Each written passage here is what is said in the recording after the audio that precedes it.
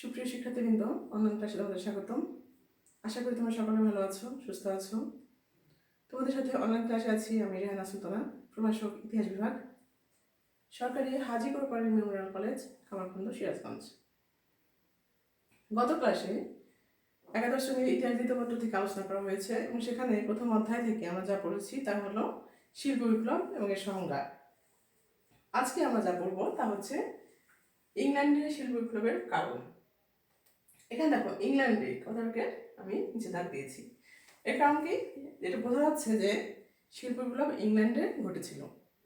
তো কেন ইংল্যান্ডেই ঘটেছিল, ইউরোপের অন্যান্য দেশে কেন ঘটলো না, সেটা কিন্তু একটা ফ্যাক্ট। তো আজকের আলোচনায় আমরা সেই সমস্ত বিষয়গুলোই জানবো। তো ইংল্যান্ডের শিল্প বিপ্লবের কারণ, এটা আলোচনা করতে গিয়ে আমরা কিন্তু ইউরোপের অন্যান্য দেশ সম্পর্কে একটু জেনে নেব যে সেই সময়ে ইউরোপের সবচেয়ে শক্তিশালী সাম্রাজ্যবাদী এবং নেতৃস্থানীয় দেশ ছিল ফ্রান্স। এই রাজনৈতিক মর্যাদাও কিন্তু অনেক বেশি ছিল। তাহলে এই দেশটিতে শিল্প বিপ্লব না হয়ে কেন ইংল্যান্ডে হলো, বা কোন কোন কারণগুলো ইংল্যান্ডের শিল্প বিপ্লবের পথে সহায়ক ভূমিকা পালন করেছিল, সেগুলো সম্পর্কে আমরা আজকে জানব। তো প্রথমে আমরা যেটা দেখছি সেটি হচ্ছে কি, ভৌগোলিক অবস্থান। ভৌগোলিক অবস্থান কিভাবে শিল্প বিপ্লবের পেছনে কাজ করেছে সেটি আমরা এখন আলোচনা করছি। আমরা এখানে ম্যাপ দেখাতে পারছি না, তারপরেও জানি যে ইংল্যান্ড যে অবস্থান, ভৌগোলিক অবস্থান, সেখানে দেখা যায় কি যে একটি দ্বীপ রাষ্ট্র, অর্থাৎ এর চতুর্দিকে সমুদ্র অর্থাৎ জলরাশি আছে। অন্য কোনো দেশের সাথে কিন্তু ভৌগোলিকভাবে সম্পৃক্ত না, একসাথে লাগানো না, ভূখণ্ডগতভাবে মানে স্থলপথে লাগানো না, চারিদিকেই পানি। তো এই কারণে দেখা যাচ্ছে কি যে ইংল্যান্ডের দীর্ঘ সমুদ্র উপকূল রয়েছে এবং এই সমুদ্র উপকূল বন্দর নির্মাণ অত্যন্ত সহজ এবং এখানে নৌবাহিনীর যে নৌ-পোতাশ্রয় সেটিও নির্মাণ করা অত্যন্ত সহজ। আর সমুদ্র চারিদিকে থাকার কারণে ইংল্যান্ডের নৌবাহিনী ছিল কি অনেক বেশি শক্তিশালী, ইউরোপের অন্যান্য দেশের তুলনায় অবশ্যই অনেক বেশি শক্তিশালী। তো এই যে শক্তিশালী হওয়ার কারণে কি হচ্ছে যে এই শক্তিশালী নৌবাহিনী ইংল্যান্ডের যে বাণিজ্য তৈরিগুলো সেগুলোকে নিরাপত্তা দান করতে পেরেছিল। অর্থাৎ আমদানি এবং রপ্তানির জন্য তারা যে বাইরে যেত, যাওয়া আসা করতো, সেখানে তারা এই জাহাজগুলোকে নিরাপত্তা দান করেছে। তাছাড়া ইংল্যান্ডের ভিতরেও অসংখ্য নদী এবং খাল রয়েছে, যে খাল এবং নদীগুলো দ্বারাও সমুদ্রের সাথে যাওয়া আসা করা যায়, যার ফলে কি হচ্ছে পণ্য দেশের অভ্যন্তরে সরবরাহ করা এবং সেখান থেকে নিয়ে এসে আবার বাইরে বিভিন্ন উপনিবেশে অন্যান্য দেশে বিক্রি করা, রপ্তানি করা সহজ। ভূখণ্ড অন্য দেশের সাথে না থাকার কারণে কি হচ্ছে যে তারা জলপথে যে কোনো জায়গায় যাওয়ার স্বাধীনতা ভোগ করতো, অন্য দেশের উপর তাদের নির্ভর করতে হতো না যে অন্য দেশকে ব্যবহার করতে হবে, তা কিন্তু না। তাহলে এটিও একটা বড় রকমের ভূমিকা রাখছে। এছাড়া কি আছে যে এই যে বন্দরগুলো, এগুলো কি করছে, ইংল্যান্ডের যে ব্যবসা বাণিজ্য সেটাকে উৎসাহিত করছে। বিভিন্ন জায়গায় তারা কি করছে, দূর দূরান্তে উপনিবেশ স্থাপন করছে, যেহেতু নৌশক্তি অনেক বেশি, তাছাড়া সমুদ্র পথে তাদের যাতায়াতের সুবিধা অনেক, যে কারণে তারা কি করছে, দূর দূরান্তে উপনিবেশ স্থাপন করছে। যেমন আমরা দেখি ইংল্যান্ডের প্রথম উপনিবেশ হচ্ছে আমেরিকা। এছাড়াও উল্লেখযোগ্য উপনিবেশ হচ্ছে কি, ভারত উপমহাদেশ, অর্থাৎ বর্তমান বাংলাদেশ, ভারত, পাকিস্তান, এই অঞ্চল। এটা ছিল সবচেয়ে সমৃদ্ধশালী উপনিবেশ। তো এই যে এখান থেকে ভারত উপমহাদেশ থেকেও কাঁচামাল নিয়ে গেছে এবং সেখান থেকে তাদের যে পণ্য উৎপাদিত হতো সেগুলো আবার এই উপনিবেশে এসে বিক্রি করতো চড়া দামে। তাহলে এই সমুদ্র পথে তাদের যে দৌরাত্ম্য, তার কারণে তারা কি করছে, বাজার সৃষ্টি করতে পেরেছিল, ব্যবসা বাণিজ্যকে তাদের অনুকূলে নিয়ে আসতে পেরেছিল। এটা একটা কারণ। আর কি আছে যে ভৌগোলিক অবস্থানগত কারণে সেখানকার আবহাওয়া ছিল স্যাঁতসেঁতে। তো এই স্যাঁতসেঁতে আবহাওয়া বস্ত্র শিল্পের জন্য অত্যন্ত অনুকূল ছিল। আর আমরা জানি যে ইংল্যান্ডের শিল্প বিপ্লব ঘটেছে তা কিন্তু বস্ত্র শিল্পের হাত ধরেই। একজন ঐতিহাসিক, তার নাম হচ্ছে এরিক হবসবম, তিনি বলছেন যে যে শিল্পের হাত ধরে ইংল্যান্ডের শিল্প বিপ্লব ঘটেছে তা হচ্ছে বস্ত্র, বস্ত্র এবং বস্ত্র। তাহলে আমরা বস্ত্র শিল্পের জন্য একটা সহায়ক পরিবেশ সেখানে দেখতে পাচ্ছি ভৌগোলিক কারণে, আবহাওয়াগত কারণে। কারণ এই স্যাঁতসেঁতে আবহাওয়ায় তুলা উৎপাদন এবং তুলা থেকে যে কাপড়গুলো তৈরি করা হচ্ছে সেগুলোও কিন্তু অনেক বেশি শক্ত হচ্ছে। আর দীর্ঘ সময় এই সমস্ত ফ্যাক্টরিতে শ্রমিকরা কাজ করারও সুযোগ লাভ করেছিল।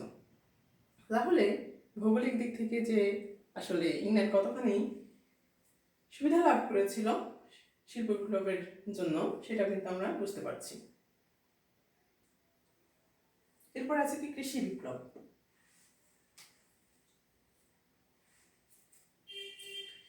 কৃষি বিপ্লব সপ্তদশ শতাব্দীর ইতিহাসে একটি গুরুত্বপূর্ণ ঘটনা এবং বলা হয় যে শিল্প বিপ্লবের পেছনে ইঞ্জিন হিসেবে কাজ করেছিল কৃষি বিপ্লব। কারণ কৃষিক্ষেত্রে যদি বিপ্লব না হতো, এত বেশি কৃষি পণ্য উৎপাদিত না হতো, তাহলে কিন্তু শিল্পের জন্য যে কাঁচামাল প্রয়োজন ছিল তা কিন্তু পাওয়া যেত না। তাহলে ক্ষেত্রে আমরা অবশ্যই বলবো যে কৃষি বিপ্লব শিল্প বিপ্লবের পথে একটা সহায়ক ভূমিকা পালন করেছিল। আমরা জানি যে শুধু ইংল্যান্ড না, সমগ্র ইউরোপে যে ব্যবস্থা ছিল, কৃষি পদ্ধতি ছিল, তা ছিল সনাতন ধর্মীয়। এবং প্রাচীনকাল থেকে শুরু করে এমনকি মধ্যযুগ পর্যন্ত, অর্থাৎ পঞ্চম থেকে পঞ্চদশ শতাব্দী ইউরোপের ইতিহাসে মধ্যযুগ, সেই সময় পর্যন্ত কিন্তু সামন্ততান্ত্রিক সমাজ ব্যবস্থা ছিল। তো সামন্ততান্ত্রিক সমাজ ব্যবস্থায় কী ছিল? অর্থের প্রধান উৎস হচ্ছে ভূমি। আর এই ভূমি তখন কি ছিল? মানে সনাতন পদ্ধতিতে চাষ করা হতো, যার ফলে উৎপাদন বৃদ্ধি হতো না। তো কৃষি প্রধান দেশ হওয়া সত্ত্বেও ইংল্যান্ডের এবং গ্রামের মোট জনসংখ্যার প্রায় 75% মানুষ গ্রামে বাস করতো। তো এই যে এত বেশি মানুষ গ্রামে বাস করতো, কৃষি কাজ করতো এবং কৃষি তাদের প্রধান পেশা, কিন্তু তা সত্ত্বেও তারা কৃষিতে কিন্তু উন্নতি লাভ করতে পারেনি আগে। কিন্তু পরবর্তীকালে সপ্তদশ শতাব্দীতে, অর্থাৎ 1688 সালে গরমার বিপ্লবের পরে, এই সময় থেকে দেখা গেল কিন্তু কৃষিক্ষেত্রে একটা পরিবর্তন লক্ষ্য করা যায়। এবং সেই পরিবর্তনের ক্ষেত্রে কি হচ্ছে, নতুন নতুন পদ্ধতি অ্যাপ্লাই করা হচ্ছে, নতুন নতুন যন্ত্রপাতির ব্যবহার করা হচ্ছে, যার ফলে কৃষিতে ব্যাপক উৎপাদন বৃদ্ধি পায়। তো এক্ষেত্রে প্রথমে যার নাম উল্লেখ করতে হবে তা হচ্ছে সিড ড্রিল। এটি একটি বৈজ্ঞানিক যন্ত্র। এটি আসলে কি করতো? ভূমিকে নির্দিষ্ট গভীরতায় খনন করত এবং এই গভীর যে জায়গাটা, সেখানে কি করা হচ্ছে, বীজ বপন করা হতো এবং দ্রুততার সাথে। কিন্তু আগে কি ছিল, যে বীজ মাটির উপরে ছেড়ে দেওয়া হতো, যার ফলে বাতাস, তারপরে ঝড় বৃষ্টি, এগুলোর কারণে এই বীজ উড়ে যেত, ভেসে চলে যেত, ফলে সব বীজ থেকে কিন্তু চারা উৎপন্ন হতো না, ফলে উৎপাদন কম হতো।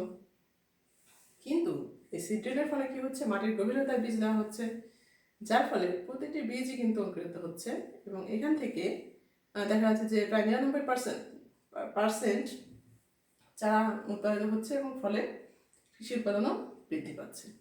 আর এই সিড ড্রিলকে টানার জন্য তৈরি করা হয় হর্স থ্রোট। হর্স থ্রোট কী করছে, সেটি হচ্ছে ঘোড়ার দ্বারা হাল টানা, অর্থাৎ এই ঘোড়া কী করছে, বলদের চেয়ে দ্রুত হাল টানছে, যার ফলে চাষের ক্ষেত্রে একটা পরিবর্তন আসছে।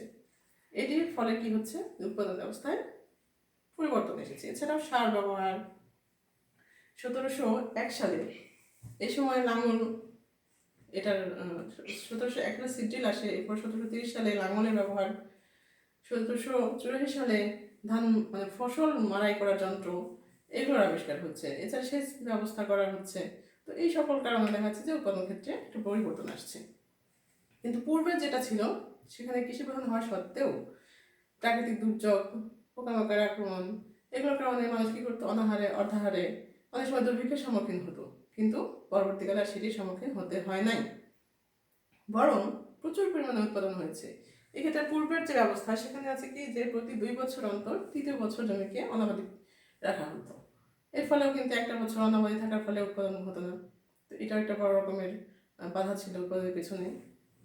কিন্তু লর্ড টাউনশেন্ড তিনি কি করছেন, তিনি 4 ফসলের একটা ফসল চক্র তৈরি করছেন। তো সারা বছরে 4 ধরনের ফসল উৎপাদন করা হয়।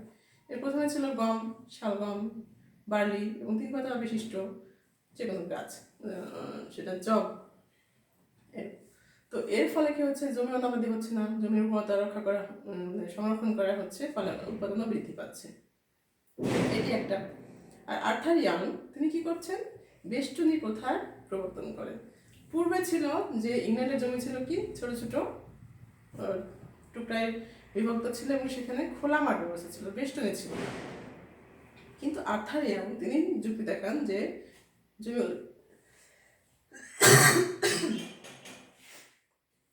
জমিগুলোকে বড় করলে এবং বেষ্টনী দিলে সেখানে উৎপাদন সহজ এবং বেশি হবে। এটার ভিত্তিতে জমিকে বড় করা হয় এবং বেষ্টনী দেওয়া হয়, যার ফলে উৎপাদন প্রকৃতপক্ষে বৃদ্ধি পায়। তবে এক্ষেত্রে ক্ষুদ্র কৃষকের ক্ষতি হয়, আর ধনী যারা তারা লাভবান হচ্ছে। তাহলে আমরা কি দেখছি যে এই ব্যবস্থাপনা এর মাধ্যমে কৃষিক্ষেত্রে ব্যাপক উৎপাদন বৃদ্ধি পায়। তো শুধু যে শস্য উৎপাদন তা না, পশুপালনের ক্ষেত্রেও কিন্তু উন্নতি দেখা দেয়। তো পশুপালনের ক্ষেত্রে যেটাকে আমরা বলছি যে লাইভ স্টক, এর মধ্যে আছে গরু, ভেড়া, মেষ এবং বিশেষ করে শিপ বা তো এই যে শিপ বা ভেড়ার চাষ এটা কিন্তু অনেক বেশি গুরুত্ব লাভ করেছিল। এবং এই সময় কি হচ্ছে, রবার্ট বেকুয়েল তিনি বৈজ্ঞানিক পদ্ধতিতে ব্রিডিংয়ের ব্যবস্থা করেন, যার ফলে উৎপাদন ব্যাপকভাবে বৃদ্ধি পায়। তো এর ফলে একদিকে মাংস, চামড়া এবং পশুর যে লোম সেগুলো দেশের চাহিদা মেটানো এবং বাইরে রপ্তানি করে খামারিরা কি করছে, ব্যাপকভাবে মুনাফা লাভ করছে। এবং এই মুনাফাগুলো তারা পরবর্তীতে কি করছে, ব্যাংকে রেখে শিল্পের জন্য যে মূলধন প্রয়োজন সেই মূলধন তারা যোগান দিচ্ছিল, বিনিয়োগ করছিল। তাহলে পশুপালনও কিন্তু ব্যাপকভাবে সে সময় বৃদ্ধি পেয়েছে, এটা আমরা বলতে পারি। তো সামগ্রিকভাবে দেখা যাচ্ছে যে কৃষি বিপ্লবটা শিল্প বিপ্লবকে পেছন থেকে ধাক্কা দিয়েছিল সামনের দিকে অগ্রসর হওয়ার জন্য। তাহলে কৃষি কিন্তু একটা বড় রকমের ভূমিকা এখানে পালন করছে। এরপরে কি আছে, কারখানা প্রথার উদ্ভব। কারখানা প্রথার উদ্ভব এটি কিভাবে হচ্ছে? আমরা কি দেখি যে ইংল্যান্ডের যে শিল্প ছিল সেটা ছিল কি, কুটির শিল্প, যেটাকে বলা হচ্ছে ক্ষুদ্র শিল্প বা গার্হস্থ্য শিল্প। গার্হস্থ্য শিল্প এই জন্য বলা হয় যে সম্পূর্ণরূপে পারিবারিকভাবে তৈরি করা হয়। তো পরিবারের প্রতিটি সদস্য এই উৎপাদনের পেছনে প্রত্যেকেই করতো, অবদান রাখতো। এবং সেখানে এই যে কুটির শিল্পীদেরকে পশুর লোম অর্থাৎ ভেড়ার যে পশম সেটি থেকে তারা কাপড় তৈরি করতো। তো প্রথম দিকে ইংল্যান্ডে যেটা ছিল যে যারা এই পশুর লোমের থেকে কাপড়ের ব্যবসা করতো তারা নিজেরাই উল সংগ্রহ করার পরে এটি বয়নের কাজ করতো। কিন্তু অষ্টাদশ শতাব্দীতে কি হচ্ছে যে সপ্তদশ শতাব্দী এবং অষ্টম শতাব্দী দেখা যাচ্ছে যে এই ব্যবসায়ীরা তারা নিজেরা না করে সাবকন্ট্রাক্টিং বা আউটসোর্সিং এটার সূচনা করে। তারা নিজেরা উৎপাদন না করে কি করছে, গ্রামে উল সংগ্রহ করতে যায় এবং সেখানে গিয়ে তারা গ্রামের যারা বেকার অলস সময় যাপন করছে সেই সমস্ত কৃষকদেরকে তারা এই উল থেকে কাপড় তৈরির কন্ট্রাক্ট দিচ্ছে। তো এই যে আউটসোর্সিং এর এটি হচ্ছে প্রথম উদাহরণ। তো এই যে গ্রামের বেকার কৃষক কাদেরকে আবার বলছি, সেটা হচ্ছে কি যে ইংল্যান্ডের যে শীতকাল সেটি হচ্ছে অত্যন্ত কঠিন, তীব্র। সেই সময় ফসল উৎপাদন করা, ফসল ফলানো এবং বাইরে কৃষকদের কাজ করা, মাঠে কাজ করা সম্ভব ছিল না। যার ফলে কি হচ্ছে, তারা এই 3-4 মাস শীতকালীন যে সময়টা সেটা ঘরে অলস সময় কাটাতো এবং বাকি 7-8 মাস ধরে যা উপার্জন করেছে সেগুলো ভেঙে ভেঙে খেত। তো এই যে সময়টা এটাকে বলা হচ্ছে কি ফ্রি উইন্টার ফ্রি টাইম। তো এই যে ফ্রি উইন্টার ফ্রি টাইম অর্থাৎ অলস সময় অলসভাবে কাটাচ্ছে কৃষকরা, কাজ নেই, কর্ম নেই। এই যে কৃষকরা তারাই কি করছে, এই যে ভেড়ার লোম থেকে উল থেকে কাপড় তৈরির কাজগুলো নিচ্ছে এবং তারাই কুটির শিল্পের সূচনা এবং বিকাশ ঘটাচ্ছে।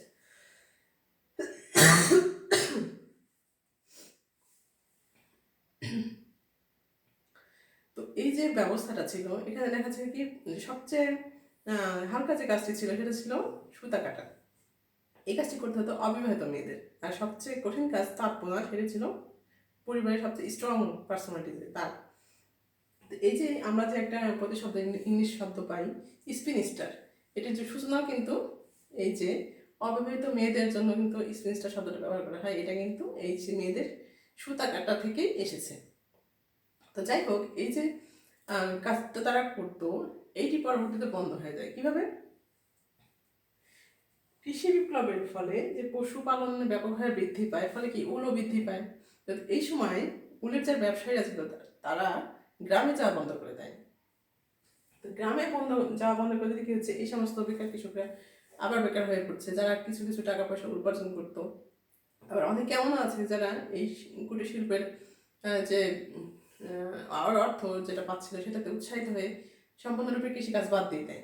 তাহলে এই যে সম্পূর্ণরূপে কৃষিকাজ বাদ দিয়ে দিল, তারা কি হচ্ছে, বেকার হয়ে পড়ছে। এরাও তখন কি করছে, যে শহরের দিকে ধাবিত হচ্ছে। কোথায়? যেখানে এই উল ব্যবসায়ীরা নতুন করে কারখানা প্রথা শুরু করেছে, অর্থাৎ তারা গ্রামে গ্রামে গিয়ে উলের কাজ, এই কুটির শিল্পের কাজ কৃষকদেরকে না দিয়ে তারা একটা জায়গায় কি করছে, কুটির শিল্পীদেরকে জড়ো করে সেখানে কাজ করাতে থাকে। এর ফলে কি হচ্ছে, যে একটা সুবিধা ব্যবসায়ীরা পাচ্ছে, যে বাড়িতে বাড়িতে গিয়ে এই কাজের তদারকি তাদের করতে হচ্ছে না। তো এটি থেকে আসলে কি হলো, যে এই যে একটা জায়গায় জড়ো করে তাদের কাজ করানো হচ্ছে, এটার থেকেই পরবর্তীতে কি হচ্ছে, যে কারখানা প্রথার উদ্ভব হচ্ছে এবং গ্রাম থেকে মানুষ শহরে এসে এই সমস্ত কারখানায় কাজ করতে শুরু করে। আর পরবর্তীতে কয়লা এবং লোহার মাধ্যমে, বিশেষ করে লোহার ব্যাপক প্রচলন যখন হয়, তখন এই কারখানাগুলোতে লোহার যন্ত্রপাতি তৈরি করা হয় এবং কারখানা পদ্ধতির বিকাশ ঘটে। তো আজকের ক্লাস আমি এখানে শেষ করছি। বাকি যে কারণগুলো আছে সেগুলো নিয়ে আমরা পরবর্তী ক্লাসে আলোচনা করব।